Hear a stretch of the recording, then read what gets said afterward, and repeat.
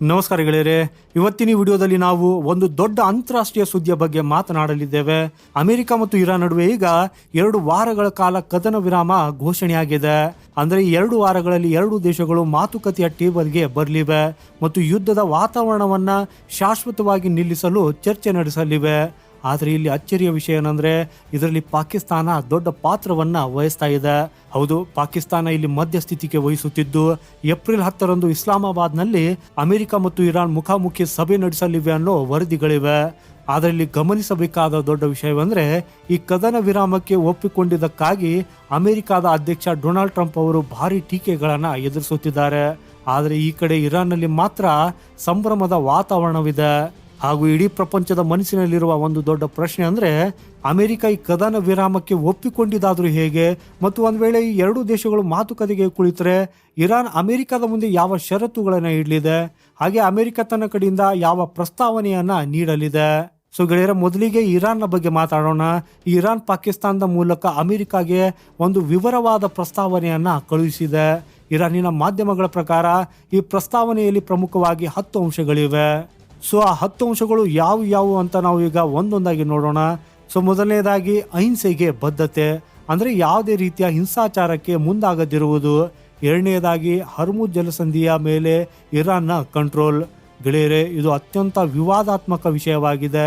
ಹಾರ್ಮುಜ್ ಜಲಸಂಧಿಯ ಮೇಲಿನ ನಿಯಂತ್ರಣವೇ ಈ ಇಡೀ ಗಲಾಟೆಗೆ ಮೂಲ ಕಾರಣ. ಯಾಕಂದ್ರೆ ಈ ಮಾರ್ಗದಲ್ಲಿ ಇರಾನ್ ತನಗೆ ಇಷ್ಟವಿಲ್ಲದೆ ಯಾವುದೇ ಹಡಗನ್ನ ಬಿಡ್ತಾ ಇರಲಿಲ್ಲ. ಕೇವಲ ಇರಾನ್ ಜೊತೆ ಉತ್ತಮ ಬಾಂಧವ್ಯ ಹೊಂದಿರುವ ಹಡಗುಗಳಿಗೆ ಅಷ್ಟೇ ಈ ಮಾರ್ಗದಲ್ಲಿ ಹೋಗುವುದಕ್ಕಾಗಿ ಅವಕಾಶವಿತ್ತು. ಹಾಗೂ ಮೂರನೇದಾಗಿ ಯುರೇನಿಯಂನ ಎನ್ರಿಚ್ಮೆಂಟ್. ಗೆಳೆಯರೆ, ಇದು ಈ ಯುದ್ಧದ ಕೇಂದ್ರ ಬಿಂದು. ಇದೇ ಕಾರಣಕ್ಕಾಗಿ ಅಮೆರಿಕ ಮತ್ತು ಇಸ್ರೇಲ್ ಇರಾನ್ ಮೇಲೆ ದಾಳಿ ಮಾಡಿದ್ದವು. ಆದರೆ ಈಗ ಇರಾನ್ ಇದನ್ನು ತನ್ನ ಷರತ್ತಿನಲ್ಲಿ ಸೇರಿಸಿದೆ. 4ನೇದಾಗಿ ಎಲ್ಲ ಪ್ರಾಥಮಿಕ ನಿರ್ಬಂಧಗಳನ್ನು ತೆಗೆದುಹಾಕುವುದು. 5ನೇದಾಗಿ ಎಲ್ಲ ದ್ವಿತೀಯಕ ನಿರ್ಬಂಧಗಳನ್ನು ರದ್ದುಗೊಳಿಸುವುದು. 6ನೇದಾಗಿ ವಿಶ್ವಸಂಸ್ಥೆಯ ಭದ್ರತಾ ಮಂಡಳಿಯ ಅಂದರೆ UN ಸೆಕ್ಯೂರಿಟಿ ಕೌನ್ಸಿಲ್ನ ಎಲ್ಲ ನಿರ್ಣಯಗಳನ್ನು ಅಂತ್ಯಗೊಳಿಸುವುದು. 7ನೇದಾಗಿ ಬೋರ್ಡ್ ಆಫ್ ಗವರ್ನರ್ಸ್ನ ಎಲ್ಲ ನಿಯಮಗಳನ್ನು ರದ್ದು ಮಾಡುವುದು. 8ನೇದಾಗಿ ಇರಾನ್ಗೆ ಕಾಂಪೆನ್ಸೇಷನ್ ಅನ್ನು ಪಾವತಿಸುವುದು, ಅಂದರೆ ಪರಿಹಾರವನ್ನು ಪಾವತಿಸುವುದು. 9ನೇದಾಗಿ ಆ ಭಾಗದಿಂದ ಅಮೆರಿಕದ ಯುದ್ಧ ಪಡೆಗಳನ್ನು ಸಂಪೂರ್ಣವಾಗಿ ಹಿಂದಕ್ಕೆ ಕರೆಸಿಕೊಳ್ಳುವುದು. ಹಾಗೂ 10ನೇದಾಗಿ ಎಲ್ಲ ರಂಗಗಳಲ್ಲೂ ಕದನ ವಿರಾಮ, ಅಂದರೆ ಲೆಬನಾನ್ನಲ್ಲಿ ಹಿಜ್ಬುಲ್ಲಾ ವಿರುದ್ಧದ ಹೋರಾಟ ಸೇರಿದಂತೆ ಎಲ್ಲೆಡೆ ಯುದ್ಧ ವಿರಾಮವನ್ನು ಘೋಷಿಸುವುದು.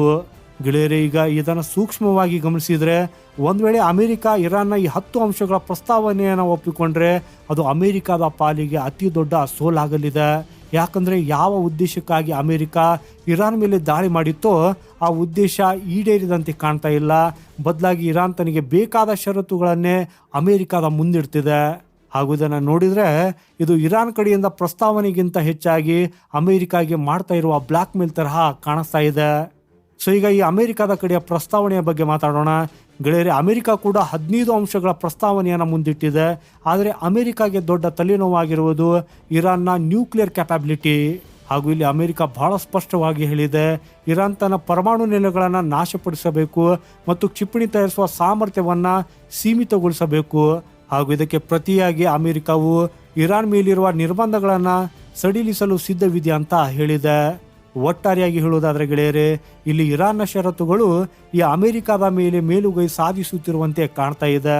ನಾವು ಮಾತುಕತೆಗೆ ಸಿದ್ಧ, ಆದರೆ ನಮ್ಮ ಷರತ್ತುಗಳನ್ನು ಒಪ್ಪಿಕೊಳ್ಳಬೇಕು ಅಂತ ಇರಾನ್ ಪಟ್ಟು ಹಿಡಿದಿದೆ.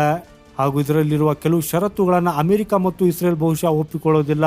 ಆದರೆ 2 ದೇಶಗಳ ಹತ್ತಿರ ಈಗ 2 ವಾರಗಳ ಸಮಯವಿದೆ. ಸೊ 2 ವಾರಗಳಲ್ಲಿ ಅವರು ಮಾತುಕತೆ ನಡೆಸಲಿದ್ದಾರೆ. ಹಾಗೂ ಈ ಉದ್ವಿಗ್ನತೆಯನ್ನು ಸಂಪೂರ್ಣವಾಗಿ ನಿಲ್ಲಿಸುವ ನಿರೀಕ್ಷೆಯೂ ಕೂಡ ಇದೆ. ಒಂದು ವೇಳೆ ಮಾತುಕತೆ ವಿಫಲವಾದರೆ ಡೊನಾಲ್ಡ್ ಟ್ರಂಪ್ ಅವರು ಇರಾನ್ಗೆ ಈಗಾಗಲೇ ಎಂಥ ಭೀಕರ ಬೆದರಿಕೆಗಳನ್ನು ಹಾಕಿದ್ದಾರೆ ಅನ್ನೋದು ನಿಮ್ಗೆಲ್ರಿಗೂ ಗೊತ್ತೇ ಇದೆ. ಸೊ ಗೆಳೆಯರೆ, ಸದ್ಯಕ್ಕೆ ಈ ಸುದ್ದಿಯಲ್ಲಿ ಇಷ್ಟೇ. ಈ ಬೆಳವಣಿಗೆಯ ಬಗ್ಗೆ ನಿಮ್ಮ ಅನಿಸಿಕೆ ಏನು? ಈ ಅಮೆರಿಕ ಇರಾನ್ನ ಷರತ್ತುಗಳಿಗೆ ಒಪ್ಪಿಕೊಳ್ಳುತ್ತಾ? ದಯವಿಟ್ಟು ಕಮೆಂಟ್ ಮಾಡಿ ತಿಳಿಸಿ. ವಿಡಿಯೋ ಇಷ್ಟವಾದರೆ ಲೈಕ್ ಮಾಡಿ ಮತ್ತು ನಮ್ಮ ಚಾನೆಲ್ ಸಬ್ಸ್ಕ್ರೈಬ್ ಮಾಡೋದನ್ನು ಮರೆಯದಿರಿ.